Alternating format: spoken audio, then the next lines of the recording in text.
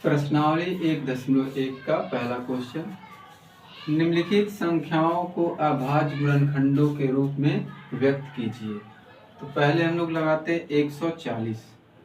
140 को अभाज्य गुणनखंडों के रूप में व्यक्त किया जाए तो सबसे पहले हम लोग क्या करते हैं, 2 से काटते हैं। 2 से काटेंगे तो 2 7 14, 2 0 0, फिर 2 से काटेंगे, 2 3 6 और 2 5 10। अब ये 2 से नहीं कटेगा, अब ये 5 से कटेगा।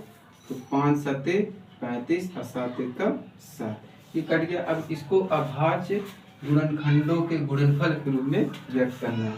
तो हमारा जो आंसर हो जाएगा 2 गुणे 2 गुणे 5 गुणे 7, या ये आंसर इस प्रकार से आपको देखने को मिलेगा 2 के पावर 2 गुणे 5 गुणे 7। एक और क्वेश्चन देख लेते हैं।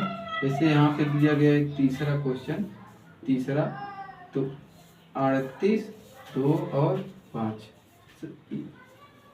अब इसको हम लोग काटते हैं तो सबसे पहले देखते हैं इकाई के स्थान पे सम संख्या नहीं है, विषम संख्या 2 से नहीं कटेगा तो 3 से कट दिया क्या, 8 3 11, 11 2 13 5 18, यानी कि 3 से कट जाएगा। तो 3 से काट देते हैं, 3 1 3, 3 2 6, 3 7 21, 3 5 15।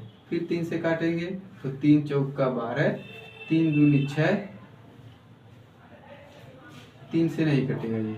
ठीक, अब ये 5 से कटेगा, 5 2 10 और 5 5 25, 5 5 25। फिर 5 से इसको काट देते हैं, 5 5 25, 5 1 5। फिर ये किससे कटेगा, 3 से कट जाएगा।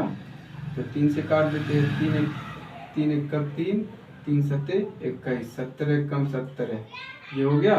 अब इसका जो आंसर हो जाएगा तो 3 गुणे 3 गुणे 5 गुणे 5 गुणे 70, या इसका आंसर हो सकता है 3 के पावर 2 गुणे 5 के पावर 2 गुणे 70।